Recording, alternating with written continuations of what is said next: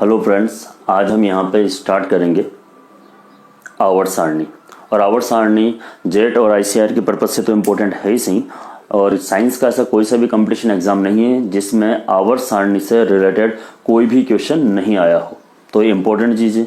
आवर्त सारणी के अंतर्गत हम पढ़ते क्या हैं, ये जितने भी एलिमेंट हैं इस पृथ्वी के ऊपर उन सब की सिस्टमेटिकल स्टडी हम यहाँ पे करते हैं, ठीक है।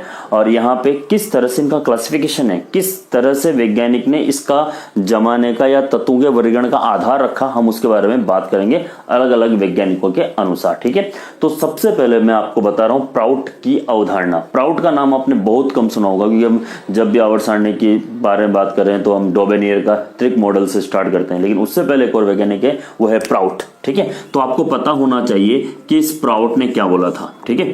प्राउट के अनुसार वर्गीकरण, ठीक है। तो प्राउट ने ये कहा था, क्योंकि उस टाइम पे सबसे पहले जो एलिमेंट डिस्कवर हुआ था वो हाइड्रोजन था, और उसके बारे में सब बात करते थे, ठीक है। तो प्राउट ने ये कहा था कि तत्वों के परमाणु भार हाइड्रोजन के सरल गुणांक होते हैं या पूर्ण गुणज होते हैं। तो हमें पता है कि तत्वों के परमाणु भार तो भिन्नात्मक भी होते हैं, तो ये अवधारणा वहीं पे गलत सिद्ध हो गई। फिर दूसरी अवधारणा आई जो आप सब जानते हो, वो है डोबेरिनर अवधारणा या कंसेप्ट, जो भी आप बोलो, ठीक है। तो डोबेरिनर ने क्या किया था, डोबेरिनर ने तीन तत्वों के त्रिक बनाए थे, और उसने कहा कि प्रथम और अंतिम तत्व का जो परमाणु भार का औसत है वो बीच वाले तत्व का परमाणु भार होता है। देखो सामने, जैसे ये रहा बेटा, ये लिथियम, सोडियम और पोटेशियम, ये एक ट्राइड है, एक त्रिक है। मैं दूसरा त्रिक भी यहां पे साथ में आप लोगों के लिए लिख देता हूं, ठीक है ना। ये देखिए, ये बेरिलियम, मैग्नीशियम और ये कैल्शियम। तो मैं पहले की बात करता हूं। लिथियम का परमाणु भार 7, इसका है 39। तो हम अगर इन दोनों को जोड़कर 2 का भाग देंगे तो मेरे पास क्या आएगा, 23 सोडियम का परमाणु भार होता है। बेरिलियम का 8 और इसका है 40। अगर हम यहाँ पे दोनों को जोड़कर 2 का भाग देंगे तो ये 24 आएगा, किसका, मैग्नीशियम का परमाणु भार। इस तरह से इसने बहुत सारे ट्राइड बनाए थे। एक और है ये क्लोरीन, ब्रोमीन और आयोडीन, ठीक है। अब ये फेल हो गए। इसके फेल होने का जो मुख्य कारण है वो क्या है, वो आपको यहाँ पे थोड़ा सा समझना है, ठीक है। फेल होने का मुख्य कारण ये है कि ये अधिक ट्रिक या अधिक जो ट्राइड है, त्रिक है, वो जमा नहीं सका। दूसरा एक और है कि कुछ तत्व हैं जिनके परमाणु भार जो है वो लगभग समान होते हैं, फेंको नहीं। और इसके नीचे जो जितने एलिमेंट है इनका क्या है, भार जो है ये क्या होता है बेटा, लगभग बराबर होता है। इस कारण से ये ट्रिक जो, ये जो ट्राइड है या जो नियम है, ये फेल हो गया, ठीक है। चलो जी, इसके बाद तीसरा जो अवधारणा है या तीसरा जो वैज्ञानिक है हमारे पास, वो है लोथर न्यूलैंड, और उसने अपना अष्टक नियम दिया था। तीसरा देखो बेटा, ये है न्यूलैंड का अष्टक नियम, न्यूलैंड का अष्टक नियम, ठीक है, अष्टक नियम।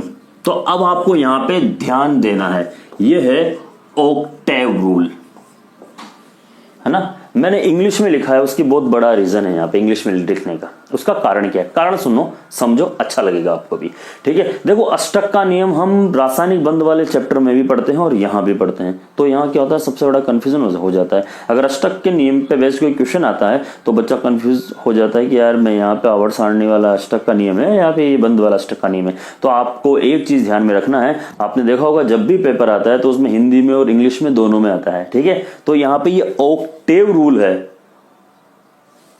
अकॉर्डिंग टू पीरियोडिक टेबल, और ये अगर ये ऑक्टेट होता तो वो बंद वाला होता, अष्टक का नियम, ठीक है। तो आपको ये चीज थोड़ी सी समझनी पड़ेगी, ऑक्टेट और ऑक्टेव वाले। It is clear. अब ये नियम क्या है, नियम को समझ लीजिए। इस नियम के अनुसार इस न्यूलैंड ने तत्वों को इस प्रकार से व्यवस्थित किया, जमाया कि पहला और 8वां जो एलिमेंट है, जो तत्व है, वो समानता प्रदर्शित करता है। जिस प्रकार से संगीत में पहला और 8वां स्वर समान होता है, ठीक उसी प्रकार इसने तत्वों को अरेंज किया। देखिए सामने, ये lithium, beryllium, boron, carbon, nitrogen, oxygen, fluorine.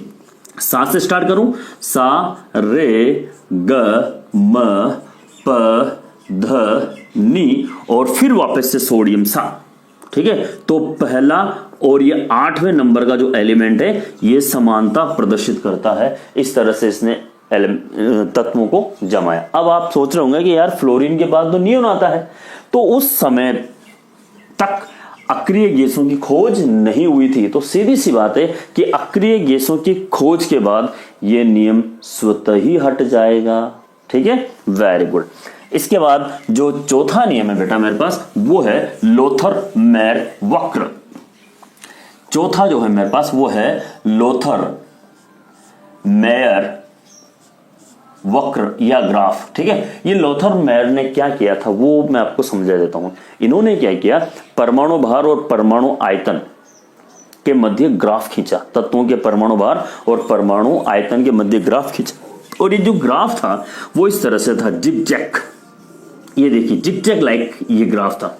ठीक है, यहां तो ले लिया उसने एटॉमिक वेट, परमाणु का भार, और यहां ले लिया एटॉमिक वॉल्यूम, परमाणु का आयतन। तो इसने क्या देखा कि जिनका आयतन ज्यादा था उनको तो टॉप पे जमाया। जैसे फर्स्ट ए वर्ग के तत्व, ये लिथियम, सोडियम, पोटेशियम, रुबिडियम, इनको तो टॉप पे, क्योंकि इनका आयतन ज्यादा था। इस ग्राफ के उतरते हुए अवरोही भाग पर इन्होंने सेकंड ए वर्ग के तत्वों को जमाया, ये मैग्नीशियम, कैल्शियम, स्ट्रोंशियम। ठीक है, और चढ़ते हुए भाग पर इन्होंने ये देखो, ये चढ़ता हुआ फिर है बेटा, हेलोजन्स को रखा। ठीक है, ये हेलोजन, और नीचे आधार में इन्होंने संक्रमण तत्वों को जमाया। इस तरह से इन्होंने क्लासिफिकेशन समझाया एलिमेंट्स का। ओके, इसके बाद जो मोस्ट इंपॉर्टेंट है, जिसके नाम के ऊपर ही मेरा पूरा टॉपिक है, वो है बेटा मेंडलीफ का आवर्ती नियम। तो इसके बाद आता है हमारे पास मेंडलीफ, और मेंडलीफ ने इस क्या दिया बेटा, मेंडलीफ का आवर्ती नियम। ये लो सब, मेंडलीफ का आवर्ती नियम। अब ये नियम क्या है और किस तरह से ये वर्क करता है।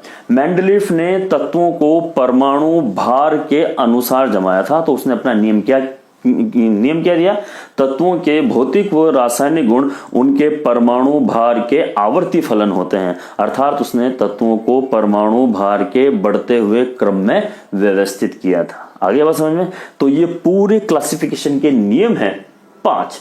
अब यहां पे एक मेन चीज क्या थी कि जो आवर्त सारणी जो बनाई गई थी, जिसका आधारभूत ढांचा बनाया गया था मेंडलीफ और बोर दोनों के द्वारा। ठीक है, तो बोर का इसमें बहुत बड़ा योगदान है। आवर्त सारणी की खास बात क्या है उसके बारे में मैं यहां पे बात करने वाला हूं आपसे। चलो जी, नेक्स्ट मेरा जो टॉपिक है वो है आवर्त सारणी की विशेषता। आवर्त सारणी की यह विशेषता, क्या क्या विशेषता है आवर्त सारणी की, उसके बारे में मैं यहां पे बात कर रहा हूं। देखो, आप सबने आवर्त सारणी देखी होगी, तो वो इस तरह की आवर्त सारणी है। ठीक है, इस तरह की होती है बेटा। ठीक है, ये इस तरह की आवर्त सारणी है, और मैं अभी रफली बना के आपको समझा रहा हूं, क्योंकि बहुत सारी चीजें हैं जो आपको समझाना है, मुझे भी इसके बारे में बात करनी है। ठीक है ना, और समझाऊंगा मैं आपको। ये जो खड़ी पंक्तियां हैं इसे तो हम बोलते हैं वर्ग, और जो क्षैतिज पंक्तियां हैं इसे बोलते हैं हम आवर्त। ठीक है, तो मेंडलीफ की आवर्त सारणी में कुल जो वर्ग थे वो थे 17, क्योंकि उस टाइम तक 18 वर्ग या शून्य वर्ग था, वो डिस्कवर नहीं हुआ था बेटा।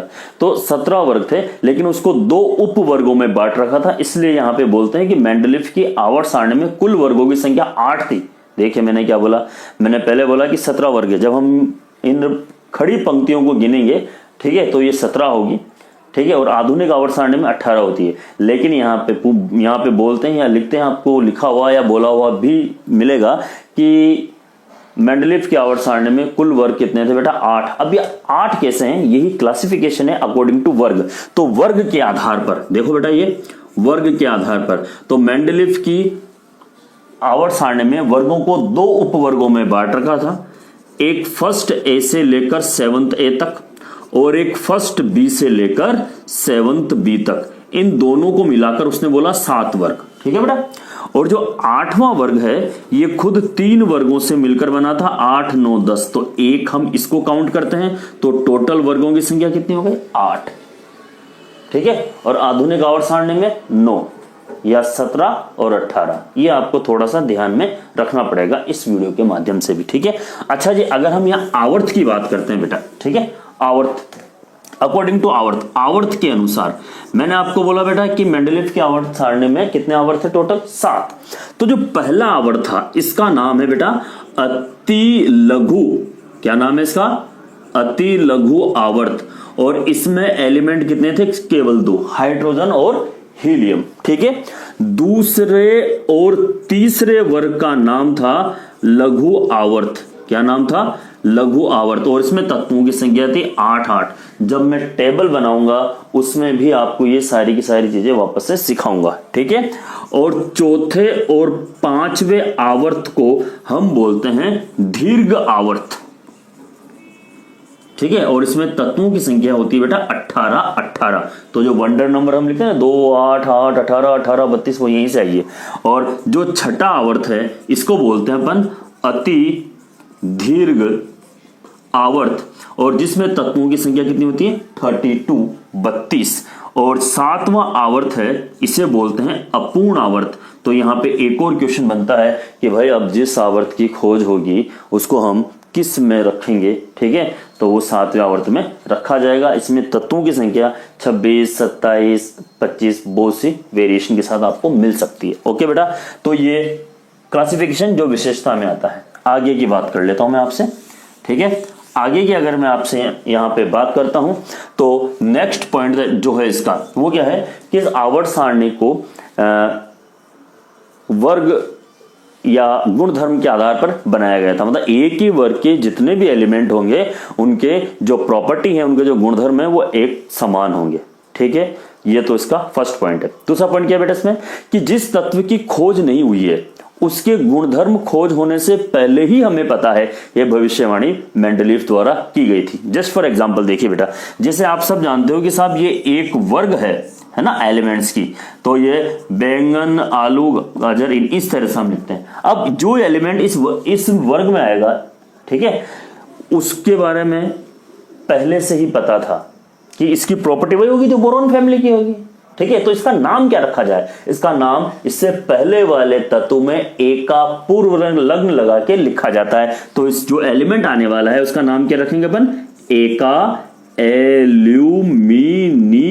इसका नाम क्या है बेटा? एका एल्यूमिनियम। यह भी इस आवर्त सारणी की विशेषताओं में से ही माना जाता है। बात समझ आ गई? अब जब विशेषता भी होती है तो दोष भी होते हैं। तो आवर्त सारणी के दोष, यहां पे ये पॉइंट है जो सबसे अच्छा है। ठीक है, नेक्स्ट पॉइंट है मेरा आवर्त सारणी के दोष। आवर्त सारणी के दोष। अब दोष कौन कौन से हैं? दोष वहां होते हैं जब हम जो रूल अप्लाई करते हैं वो वहां पे लगते नहीं है, वो दोष बन जाते हैं। तो पहली जो पॉइंट है मेरे पास वो है हाइड्रोजन की स्थिति, हाइड्रोजन की पोजीशन। ठीक है, तो हाइड्रोजन की स्थिति से क्या रिलेशन है? देखो बेटा, मैंने अभी भी आपको कहा कि ये गुणधर्म के आधार पर बनाई गई है। तो एक ही वर्ग के जितने भी एलिमेंट होंगे उन सब के गुणधर्म क्या होंगे? समान होंगे। लेकिन हाइड्रोजन के गुणधर्म पहले वर्ग से भी मिलते हैं, 18वें वर्ग से भी मिलते हैं क्योंकि 18 वर्ग में गैसें हैं तो H2 भी गैस होती है। 17वें वर्ग से भी मिलते हैं क्योंकि 17वें वर्ग में सारे -1 ऑक्सीकरण अवस्था दर्शाते हैं। Fluorine -1, chlorine -1। तो हाइड्रोजन भी धात्विक हाइड्राइड के साथ -1 ऑक्सीकरण अवस्था दर्शाता है। तो पहले से मिलते हैं, 18वें से मिलते हैं, 17वें से मिलते हैं, 14वें वर्ग कार्बन फैमिली से भी मिलते हैं क्योंकि कार्बन को उतने ही इलेक्ट्रॉन चाहिए अष्टक पूर्ण करने के लिए जो उसके बाह्यतम कोश में है। बाह्यतम कोश में कितने बेटा? 6 परमाणु क्रमांक, पहली कक्षा में, दूसरे में 4। अगर 4 और मिल जाएंगे तो अष्टक पूरा। हाइड्रोजन को भी उतने ही इलेक्ट्रॉन चाहिए जो उसके बाह्यतम कोश में। 1 इलेक्ट्रॉन है, एक और मिल जाएगा तो द्वीप पूरा हो जाएगा और वो स्थायी हो जाएगा। ठीक है, नेक्स्ट आप डी खंड में भी इसको रख सकते हो क्योंकि ये डी खंड की धातुओं से अभिक्रिया करके धात्विक हाइड्राइड बनाता है, इस कारण से। तो ये इसके दोष का पहला पॉइंट है साहब, हाइड्रोजन की स्थिति। और आपको पता है बहुत सी बार आप पढ़ते हो कि हाइड्रोजन आवारा तत्व है जिसका कोई ठिकाना नहीं होता, हम उसे आवारा बोलते हैं। यहाँ भी आवर्त सारणी में हाइड्रोजन का कोई ठिकाना नहीं है, बेचारे को कहीं भी हम रख सकते हैं, इसलिए उसको आवर्त सारणी का आवारा तत्व कहते हैं। ध्यान देना बेटा इस चीज का। दूसरा पॉइंट है साहब इसका समस्थानिक। ठीक है, दूसरा है यह है समस्थानिकों की स्थिति। अब ये क्या हो भैया? समस्थानिकों की स्थिति।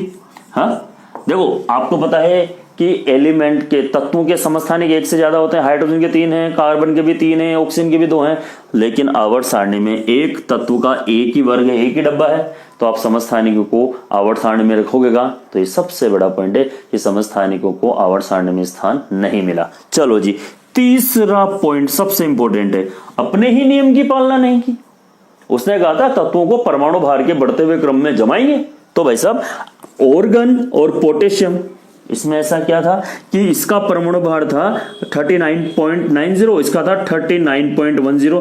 तो भाई पोटेशियम पहले जमता, ऑर्गन बाद में जमता, अपने ही नियम की पालना नहीं की, ये भी उसका ड्रॉबैक है। ठीक है, चलो जी, फोर्थ पॉइंट मैं आपको यहां पे बता देता हूं, वो है कि समान गुणधर्म वालों को अलग अलग वर्ग में और असमान गुणधर्म वालों को एक ही वर्ग में रखा। इंपॉर्टेंट पॉइंट है, आगे भी आएगा। ठीक है, जैसे देखो यहां पे हम ये बात करते हैं, लिथियम के नीचे आता है बेटा सोडियम, बेरिलियम के नीचे आता है मैग्नीशियम, ठीक है, बोरोन, ठीक है, बोरोन के नीचे आता है एल्यूमिनियम, और ये कार्बन के नीचे आता है सिलिकॉन।